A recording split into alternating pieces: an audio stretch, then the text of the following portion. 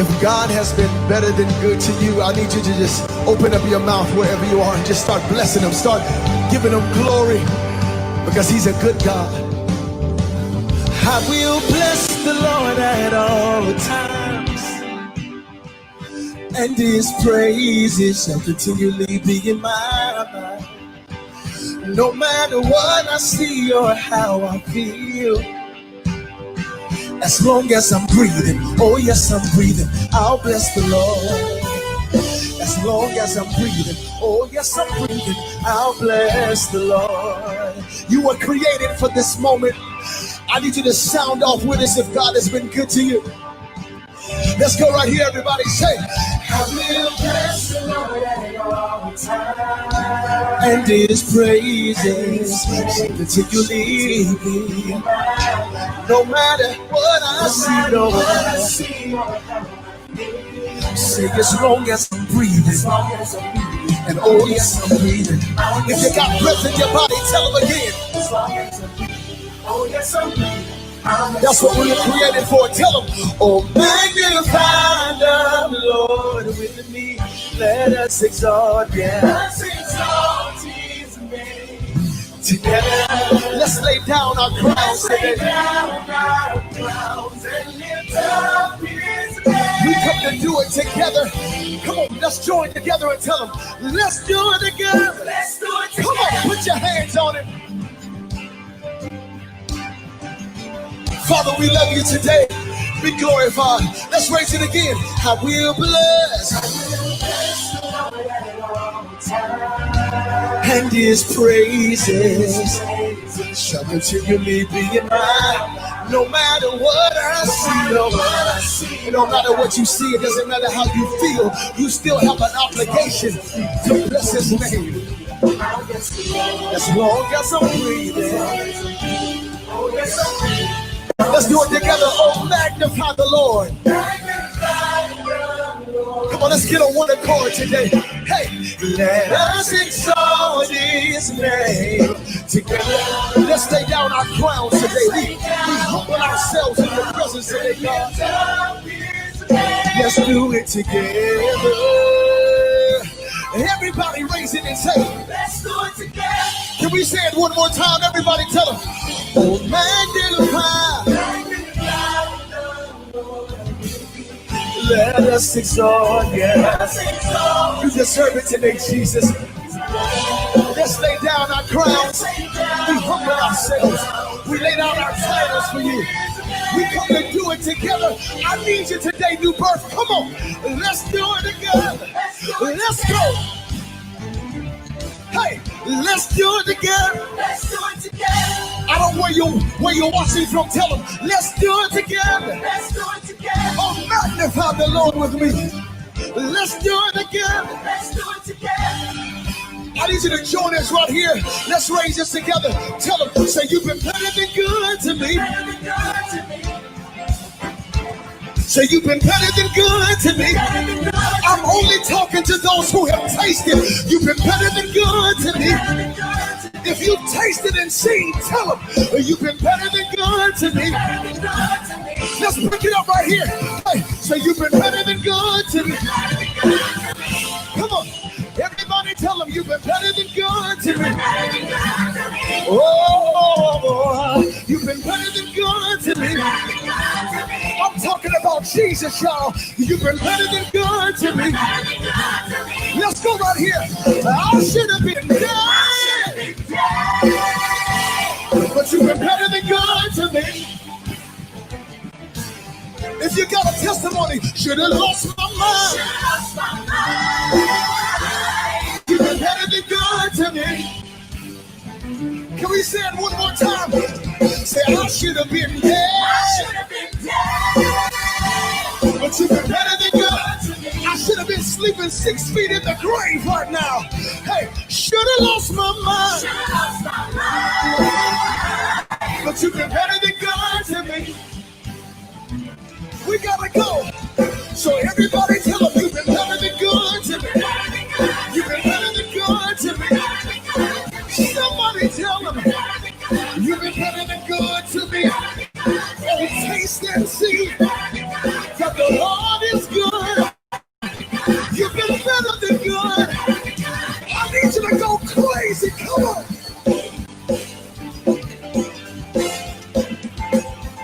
He's a good, good Father. There's nobody like our Savior. Ain't nobody do me like Jesus. Hello, everybody. This is Pastor Al Jackson, and welcome to another session of Tim Talks. I'm excited today. I'm excited because I know that I tell you all that every session is good, that every guest that we have is one of my favorites, but this guy is actually, I consider him to be one of my mentors. And because he's just that awesome, man. He's phenomenal. I know you're going to be absolutely blessed by him. But listen, before that happens, I want to make sure that you please like, share this video. I want you to comment as much as possible. I want you to be in tune with this because I believe that this is going to be an awesome conversation and somebody needs to hear it. So I need you right now, go ahead and share this video. Let everybody know, hey, listen, Tim Talks is going on, and we need you to log in, and we need you to listen in, and we need you to chime in and just be able to have this dialogue and conversation together.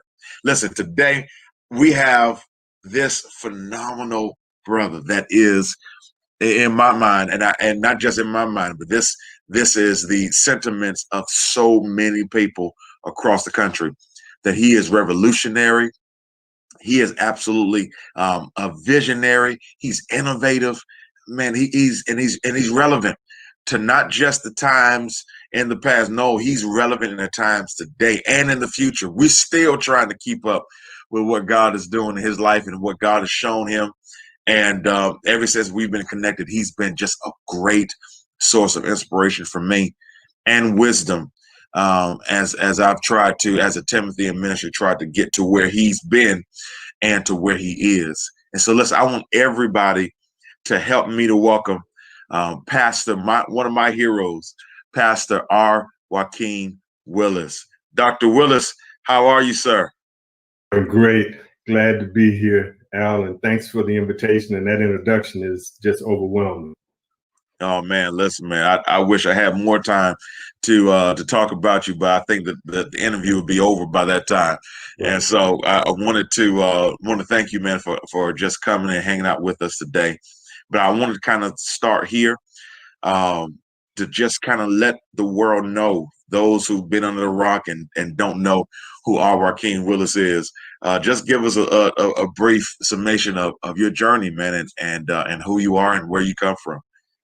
I'll make it very brief, as brief as I can. I guess I started fighting my call at age 12 during the time when Dr. King was very active in Alabama, where I was born and raised, and serving in a church as an usher at 12 at the time when Reverend Dr. Joseph Lowry was pastor, and under Dr. King, I was being shaped without knowing it.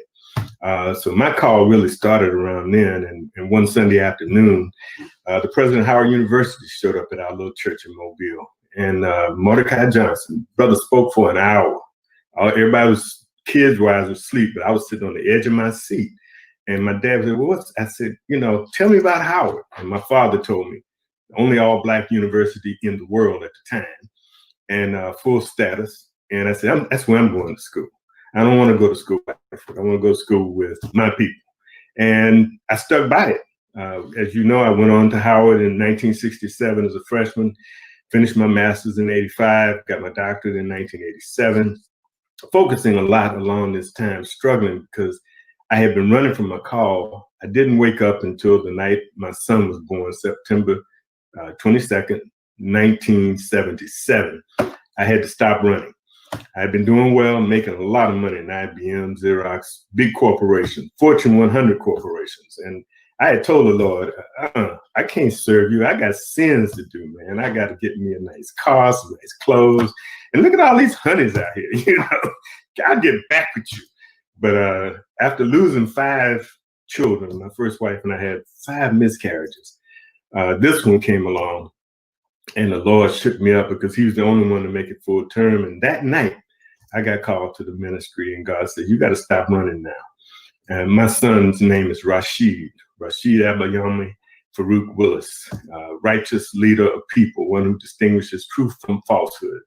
That's the meaning of his name. And God says, now you got to serve. Because that's what I asked him. Now, how am I going to be an example for a kid named Righteous One? He said, you're going to get your life right. And that's when the journey started. And from that point on, it's just been one thing after the other. I'll stop there because I think your questions are going to unveil some other stuff, which, I'll let you do the talking. I got you. That's incredible. I love that. I wanted to ask you this, because one of the things, Pastor Willis, that has always made me admire you is your commitment and your call for children, and in the development of young lives. And I'm a part of an organization called the Voss Urban Leadership Initiative, and in one of our sessions that we've had in one of our conferences, there was an organization in, I believe, New York that that had a garden program, and I think Chicago, that had a garden program, and had children that were in at-risk communities, and taught them how to farm, taught them how to grow garden, and I was so impressed by that. I'm like, man, I've never heard anybody do that. And then lo and behold, I meet Pastor Willis, who has a garden that children connect with, and they grow in children from at-risk communities. Many of them that are able to, pour in their energies that would typically be used for mischief, now being made used for something incredible. And how did that come about? I know that you have a whole philosophy on ministry that is absolutely mind blowing to me. Just kind of explain to us what that is and how you got to that point. Okay, good question. It's a doctrine, as we know from our study in seminary. All pastors have a doctrine. Unfortunately, most of them don't know what it is. Okay, now you're going to have a doctrine. A doctrine is a system of teaching God's word to a group of people. And if you don't have one and you're just really just preaching the gospel and whatnot, you're doing well with that, but you haven't found your purpose. Your call hasn't been made clear. Kids were my purpose and my call. I didn't understand it. I started teaching Sunday school at the church, which had 1,700 members in Washington. And my Sunday school class just exploded. This is before I went into the seminary. And as I saw the kids responding to the word, I felt inadequate to teach them the word. So I had already been called, was running from it. Now I decided, no, you got to be more equipped for these kids. You can't be sitting here teaching them the word of God and you don't have to know it. I was selecting good stories out of the Bible, made sure I understood the story, but I wasn't really connecting the way I should have. So what began to happen is I was moved by kids in the first place. Then God kind of said, as I entered into the seminary, especially in my doctorate program, Dean Lawrence Jones, may his soul rest in peace, of Howard, brought me in after I finished my master's and said, you got to go back and get your doctorate. I'm like, no, doc, I'm done. I've done 7 years. It took me forever to get this master's. And what am I going to do? He says, with your background in computer science and technology, you need to be looking at what technology can do for the church. This was in 1985. There was no internet. There was Ethernet. And I knew that because I was working with Xerox at the time and installing systems for the United States Air Force worldwide. So I knew the power of connectivity. But when I started to do the work, my church with 1,700 members didn't even own a computer and didn't want to get one. And suddenly, all of a sudden, I said, Doc, I can't do this dissertation because they don't want to buy it. He says, look, maybe what you need to now focus on is why won't they change? What's causing them to resist change? And I looked at the leadership issue. So I focused on leadership. And as that evolved, I began to see the need for youth leadership training in the church because it was, I hate to say it like God said, the old heads were just gone. They weren't ready to do this. So I was trying to prepare that Joshua generation because that was Joshua then. Lord knows those kids are way past. They got their own Joshuas now. And that was 40 some years ago. Okay, I need to put that in perspective. So I think what God was doing, because my grandmother had me working in a garden as I grew up in Alabama, to start thinking about the scriptures in the light of what Jesus taught. And then Seed to Harvest as a curriculum became clear, that I needed to teach children how to defer gratification, how to wait and see what God was going to do for them, help them find the clarity of purpose, which, by the way, is the key to success in life and ultimately fulfillment. That's how it kind of started. And my first crop of kids included my eldest son in the ministry, Reverend David Bowers, who's now running a major operation nationally, who I had hoped would take the church that we had founded when I left to come here in Miami to pastor. I wanted him to take the church. We had a building sitting on land with no mortgage, had a parsonage, things were good for him. I was a little upset. God said, "What are you doing?" I said, "Well, I trained this young man. Let's let him do this." And he said, "Doc, I don't want this church." He said, "I want to help more churches, and I want to go out and do this." And that hurt me. I said, "Well, what are we going to do?" He said, "Well, maybe Marvin." And Marvin was my grandson, who he'd been helping me to groom. 7 years later, Marvin became the pastor of the church. I'm here in Miami. We're working on Seed to Harvest. And suddenly I see my first crop of young people from Washington calling to see what they can do to help me here do ministry. And I just, from that point on, I was just smitten by young folk. And here in Miami, as soon as I got to the Church of the Open Door, I started christening babies and families. And I looked up, and we had a youth ministry in a church, by the way, that when I got there, the youth ministry was made up of people 40 plus years of age. And the average age of the membership was in the 50s and 60s. I said, well, I had to tell them, you all aren't going to have any more babies. Go get me the people who can have children, because I want to work with them and their children. Lo and behold, a lot of those families, their kids had started going to other churches in Miami. But when they heard about what I wanted to do, they started gradually coming on in and bringing their babies. And that's where Miami Youth Garden, which is now incorporated, was born by the youth in that church, who decided they would petition the church, ask for the lot across the street to put a garden in it, and begin to build that garden. So it was really, I taught them leadership. They took the ball and closed the deal. That's how the garden started. That's how the youth ministry has kind of evolved. And there's more to the story, but since you hit that, that's as succinct as I can make it. Yeah, that's great, Pastor, man. And listen, you mentioned, I believe, the Seed to Harvest model, and kind of explain to us what that is, because that for me is so critical. What that Seed to Harvest model is, what's the foundation of it, and how did you come up with it? It is biblical, because in my deep studies of scriptures, I was amazed to see how many times Jesus spoke on agriculture and horticulture as examples of the kingdom of heaven and the different things that, and I'm like, well, that's good for then. Well, how does that relate to now? And God started saying, you're still eating, you need to eat right, so it relates. And as I really pondered that, I began to see my doctrine emerging, that, what I needed to teach our youth was that whole concept of, well, it's twofold. One is to understand you reap what you sow. And you aren't going to sow anything if you don't put something out there, number one. Number two, there was a very profound question behind my studies that Jesus asked the man at the pool: do you really want to be well? Because if you don't really want to be well, there's not much I can do for you. So in the inner city, we have to solve for those two critical areas. Is this young person willing to take the time to go through deferred gratification until they are ready and able to handle the harvest? And do they really want to be well? Because if they're playing mind games, I don't care how hard I work, they're going to end up being self-destructive. So I start off there and trying to get them to really zero in on that.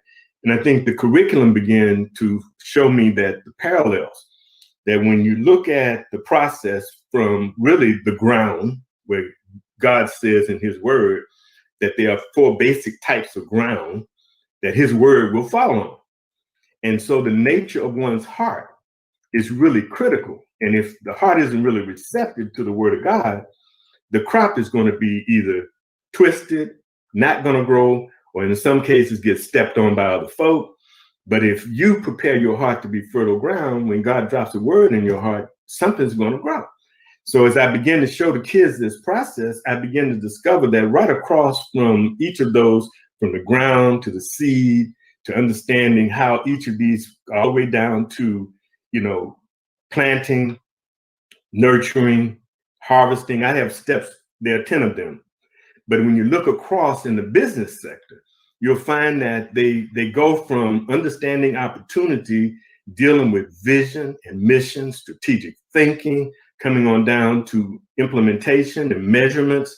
See, when you look at the garden, and you have a real challenge in that parable where the disciples come home and discover that, somebody's thrown weeds into their seed. And Jesus said, don't worry, you get them at the harvest. Just let them grow on up. That is the picture of our children now. There are a lot of kids who are seen as weeds in the inner city because of where they are when they're really wheat. Just conversely, there are a whole lot of kids in the urban community who you think are wheat, but they're really weeds. And so it doesn't matter where we are being planted. We are to bloom where we are planted. But we have to understand the environment we're in to really become the crop that God meant for us to be, regardless of circumstances. So that's what the process is designed to do, give our children in the early stages a sense of their own self-worth. That's what I found in my doctoral dissertation, that these critical things must happen for a person to be fulfilled. And it starts not with self-esteem, not with self-concept, but self-worth. And then you move on into persuasion, and then you begin to understand goal setting, and minds that begin to develop, understand career is a Latin word for calling as opposed to a job, okay? And so these are some of the skills that Seed to Harvest are meant to kind of sharpen without telling kids that we're doing this stuff. They begin to find out their clarity of purpose and mission. Now, once they're individually strong, then they're equipped emotionally to work with teams. So I have a curriculum for team leadership, teaching them to work on projects together. And once that happens, quite often, many of them in high school are elected to leadership positions, so they need to be organizationally effective as leaders. So I have a curriculum for organizational effectiveness. And where we are right now, you and I are working on inter-organizational effectiveness. So I've been teaching young people how, when they get beyond being the leaders of their organization, how do you effectively lead an organization of organizational leaders who are trying to accomplish something that you may or may not want to accomplish, but need to be a part of the collaboration. So that's what Seed to Harvest is meant to do, build out this holistic model of individual development. And if they seek to do leadership on an organizational or interorganizational level, they will be ready. Wow. I love that. So I hope everybody is seeing thus far why this man is one of my mentors. I hope that y'all are seeing that, because his mind is just brilliant, and I love it. And one of the qualities that I love about you also, Pastor Willis, that I really, if you can, kind of explain how you do it, because I would love to know. But one of the things about Pastor Willis is that Pastor Willis has this spiritual gift, I believe, of being able to see situations or see people, and just bring out and notice the greatness in it that nobody else can see, right? So I was actually talking to my father one day, and I told my dad, I said, listen, man, if you got a project or if you got an idea, and you have to present this idea to a group of people and Pastor Willis is there, don't even get up. Just tell Pastor Willis what it is and let him sell it, because he's going to sell it. He's going to sell it. And by the time he's finished, you're going to wonder who came up with this, because he'll make you just absolutely say the gold that's in the mind, even when people just see the rocks. So how is it, Pastor, that you're able to do that? Because it's just, I just see it as a spiritual gift, because it comes so easy to you and you do it so effectively.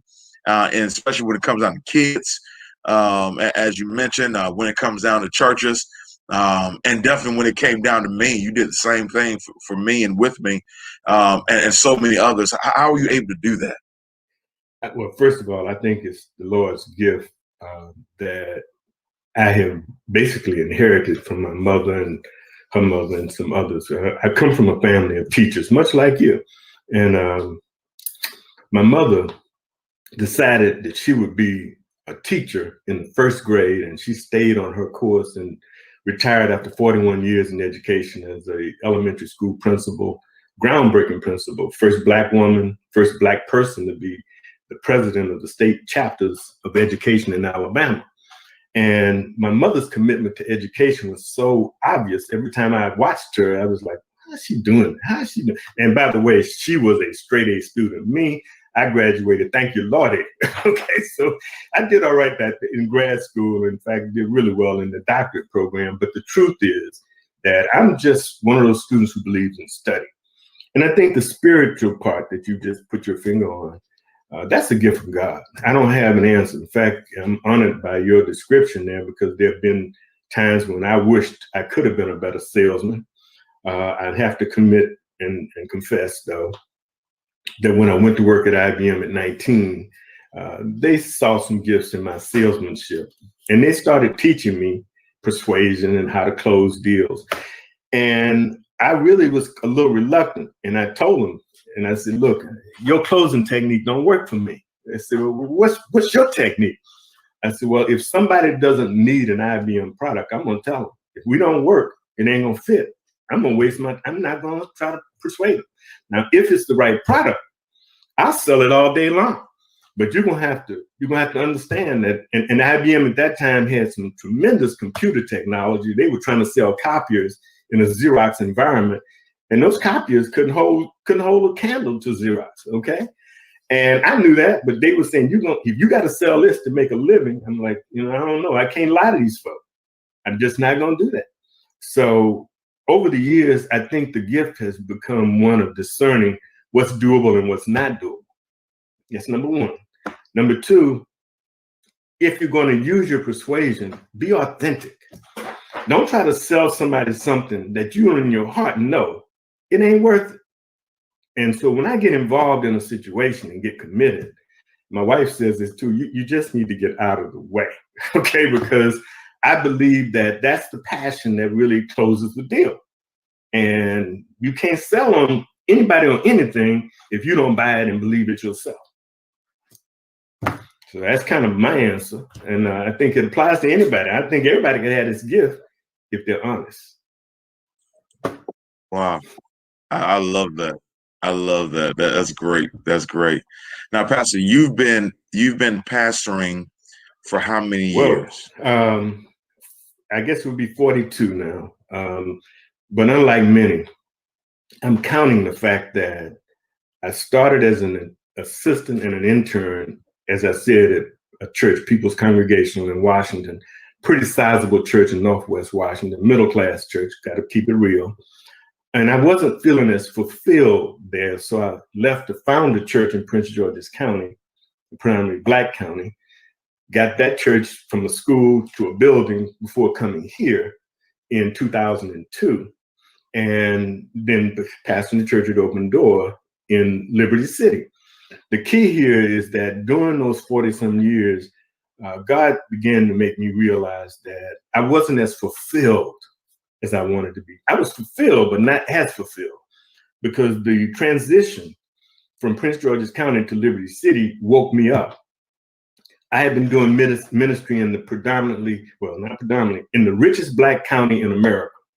So if you go up to Prince George's County, a lot of my good friends who helped us to start the Collective Empowerment Group, which we haven't talked about, but I'm gonna bring it in a minute. And you're gonna be shocked to find out that one of the reasons that I got so in the Collective Empowerment Group is the seed to harvest thing. I wanted to have something for my kids. I needed a building. I needed a church with land. So these brothers were pulling deals together, holding the banks accountable. So I got engaged in that process as a member and looked up and became the vice president of the group because I was passionate and I needed it. And they called me in and said, look, you need to do this. And then when I left there to come here, I'd done it for a lot of years. I wasn't going to do any collective banking. I was just going to focus on the church, my youth, and build this program. But a few pastors, one or two down south and one or two up here, read about what we were doing in the collective banking group. They approached me and said, look, we need that here in Miami. And I said to myself, yeah, we kind of do. And I need some help here because I want to do a Miami Youth Garden. All of my ministry, at the heart of it, is the youth.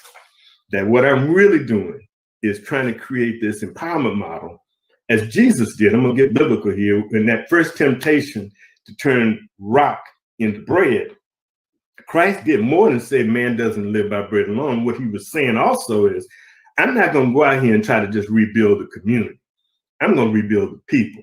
I'm not going to work on the bricks and mortar because man don't live by bread alone. And so he got his sense of mission there. Of course, the other temptations had something similar to do with it. But when I thought that thing through, I said, I'm going to follow Jesus's example. I'm not going to worry about building a church. Psalm 127:1. He who labors to build a church, unless the Lord is doing the building, is laboring in vain. So I started working on building the people. And every time I turn around, God would send me a church. In a couple of cases, paid for. Okay. So, I'm like, okay, God, they weren't big churches. No, let me not leave this out. Scripturally, I was just enamored with Gideon and many other instances in the Bible where God says you got too many soldiers. So I never worried about the size of the church. I always looked at the effectiveness of the ministry. In fact, I used to say, I'm that pastor of a mini church with a mega ministry. And I've lived that. And even now, as you know, I'm the leader of a mini movement, but it's having a mega impact right now in Miami. And all I can tell you is that that's where all of that stuff emanates from. And it's all coming from the Word of God. Wow, man, that's amazing. So Pastor, you've been pastoring for over 40 years. Mm-hmm. You've been absolutely instrumental in the formerly Collective Bankers Group. Mm-hmm. That's now the Collective Empowerment Group. Both nationally and also in South Florida. Right. And then, man, you still young, man, still handsome, still sharp. You still got it going on, man. And but yet you retired.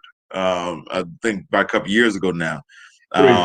You retired. What? Because I'm sure you had more vision, more things, man, that you want to do. Yeah. What made you say, you know what, it's time for me to go into the next chapter of life and ministry? What caused that? Well, a couple of things. Honestly, one of the things was the church itself. We had just come to a point where we had a new constitution, and a handful of members got upset because as pastor, I was pointing us in a new direction. And with the garden and the kids, we were grown, and they got a little nervous. So a group of them came together, raised a little money, and slapped me in a lawsuit. And I'm like, what? I am not about to spend my money fighting these people to do what I know God is. Well, so I went to the Lord in prayer, and I also talked to my mother and my wife, and they all said, it's time for you to go. You need to just retire. I'm like, wait a minute. First of all, I don't have a big retirement plan. I'm still working on trust. We didn't get into this, but the truth is I went into the ministry full time in 1990, watching the burning bush in Saudi Arabian desert, serving as a chaplain. And God said to me, when you go back, you got to serve me full time. And I said, no, Lord, I'm making some big money. I'm in the ministry. The church is growing. Why I got to do all of that? I had planned to go full time at 65, and then I'll just serve you here. And then I don't have to worry about my retirement. The church is fine, and we're paying the musicians. Everything's going great. And the Lord said, well, first of all, who told you you're going to get off this desert?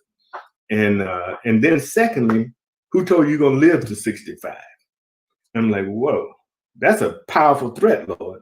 He said, so you need to get busy because every day you have is a day from me.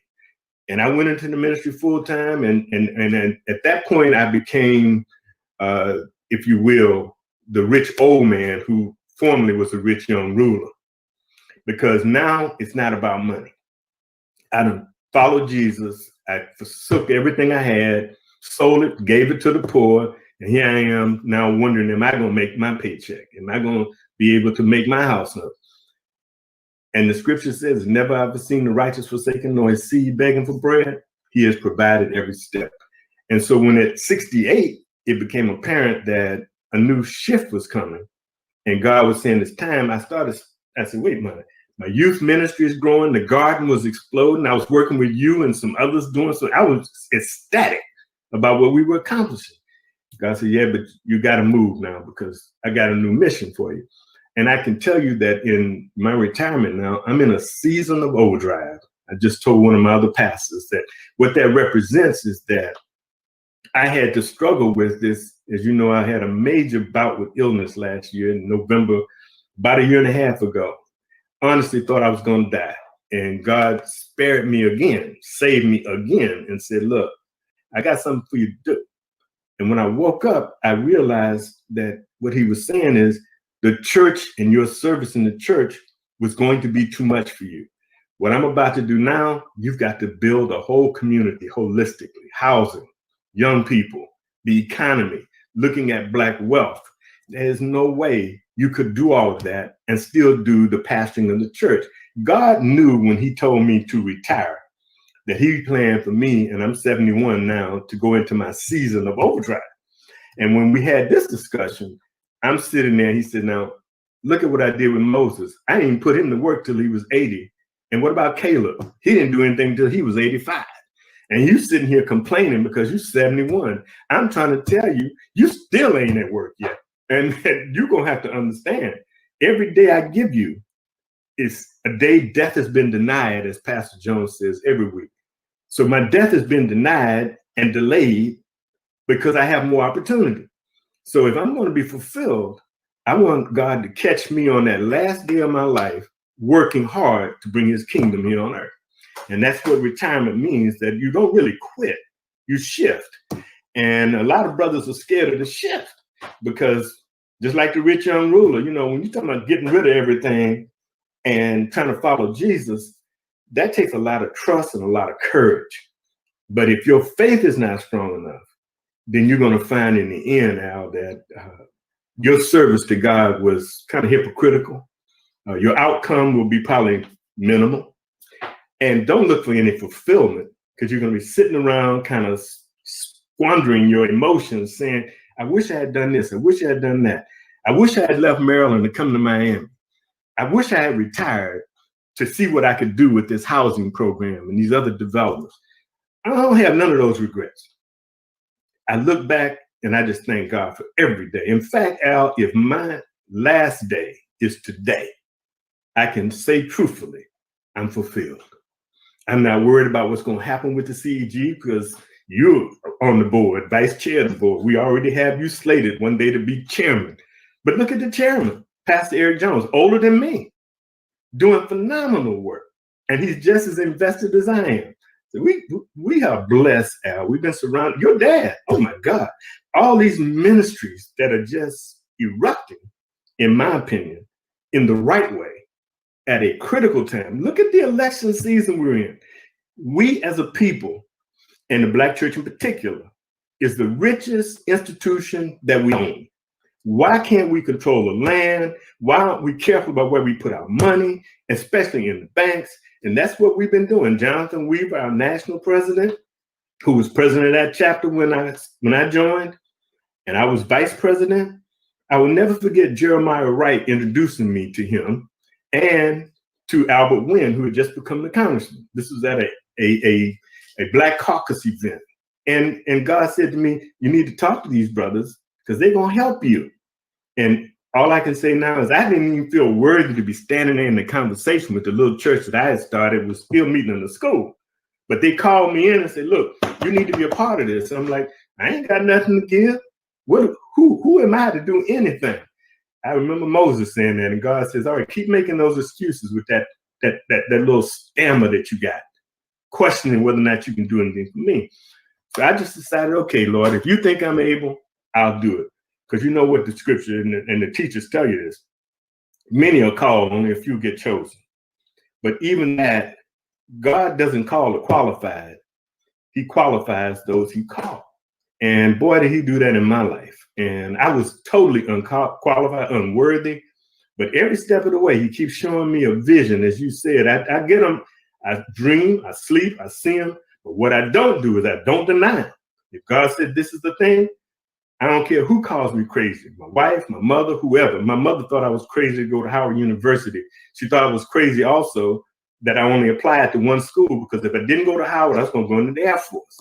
And she was like, yeah. I said, no, this is my goal. And if God means for me to be there, I'm gonna get, most of your classmates saying they got better grades. They've been rejected. I said, yeah, but that's them. If God means for me to get in, I'm going to get in.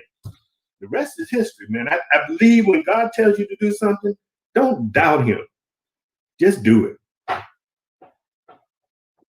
Just do it. I Just do it. read that somewhere. I love it. Just do it.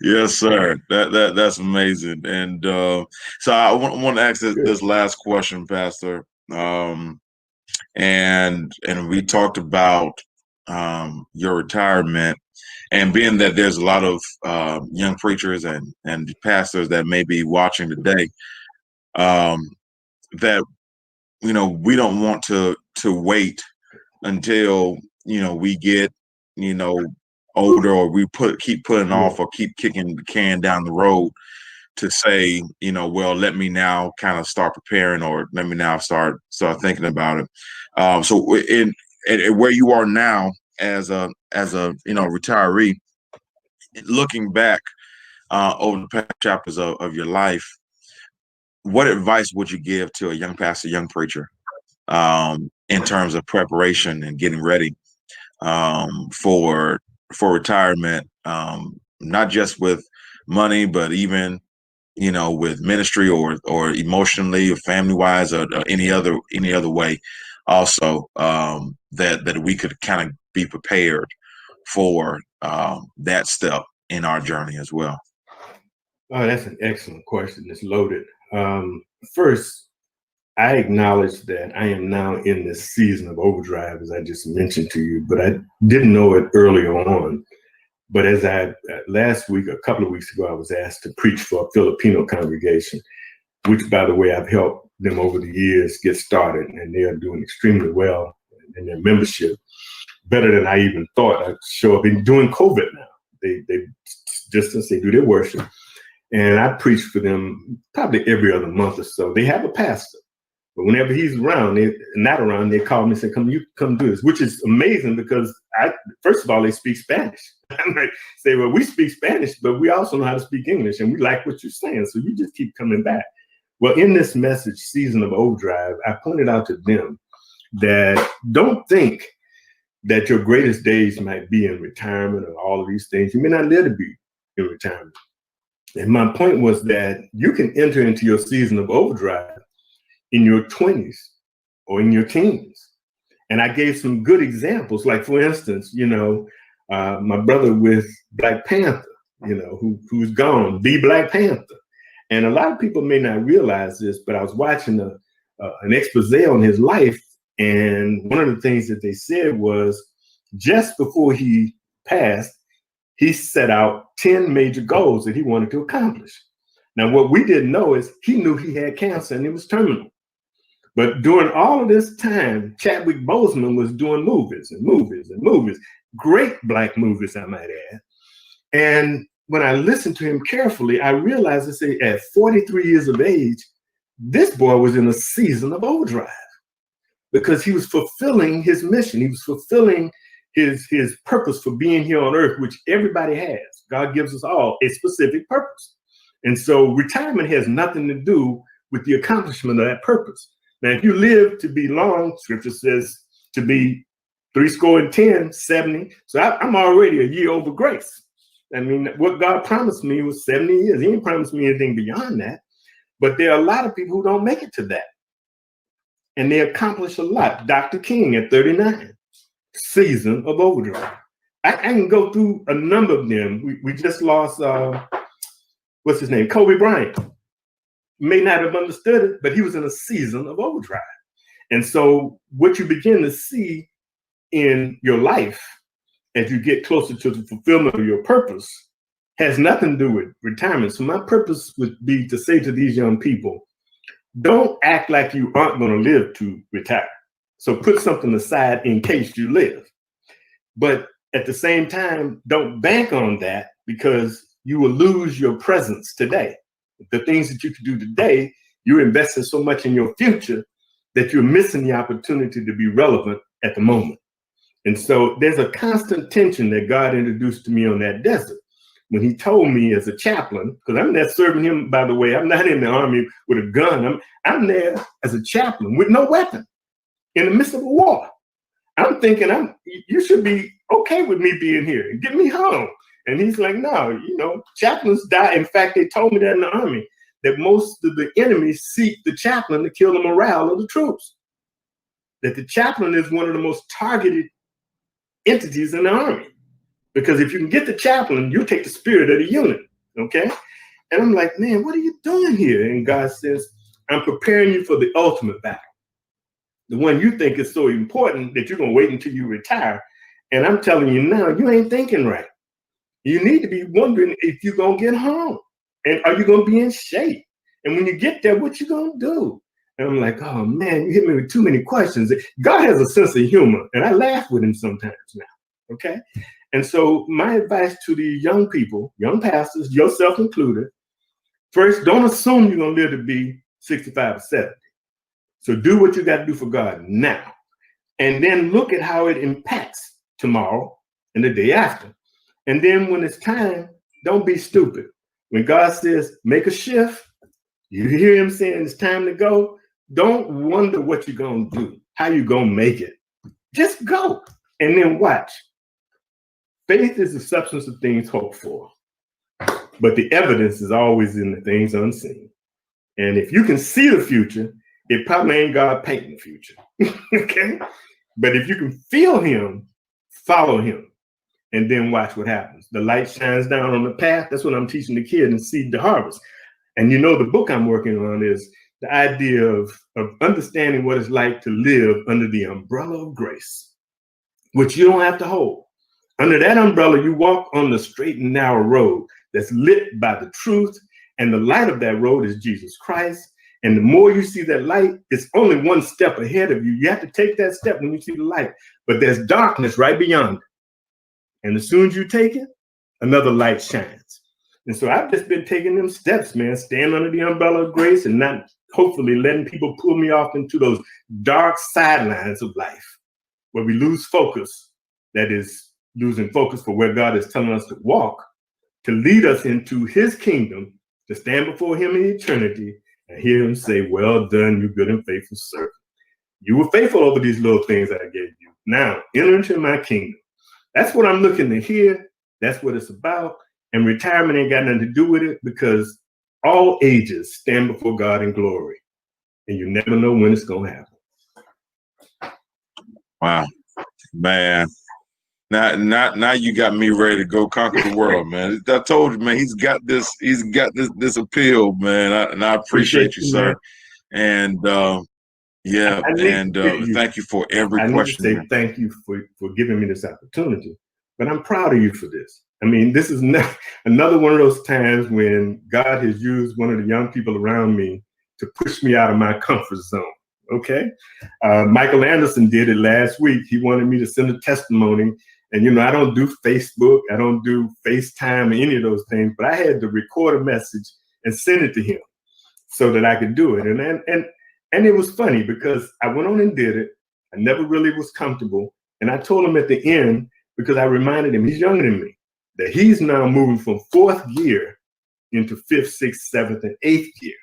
Nowadays, cars can run in 8th and 9th gear. But remember now, when the cars are running like that, you're burning less gas, you're cruising, you're moving along at a speed and a clip that is beyond your comprehension, and things are fine because God is driving the car. And you are doing that now. And I'm so proud of you for that. And thanks for using me to kind of reinforce what you're doing. And I hope the listeners, your listeners, will grow, because this is a season right now for technology. And I have to confess that I didn't know then when I was doing it at 19. I tell people that I'm kind of ignorant about technology, But the truth is, I'm not. I understand it better than most. IBM taught me how to get down to the bit structure, how to code, all of that stuff. But I said, that ain't me. I understand it, but it ain't me. And God said, that's all right. You just sell it. We'll build it. And I'm telling you, you're doing something now using technology that will enhance your platform, enhance your ministry. And because you're being wise, you're not only ahead of the season, you're in season. Your word is a word for the season. And God bless you, man. Keep preaching and teaching, and anything I can do to help, call me. Pastor, that means the world to me. You just don't know. And everybody, you can see why I love this guy so much. And as long as he's living, I'm going to be the Elisha to his Elijah, and just glean as much as I can. And just praying that I'd be at least a fraction of the man and prophet that he is. And I absolutely love you, sir. Thank you, honor you. Love you too. And thank you so much for your time today.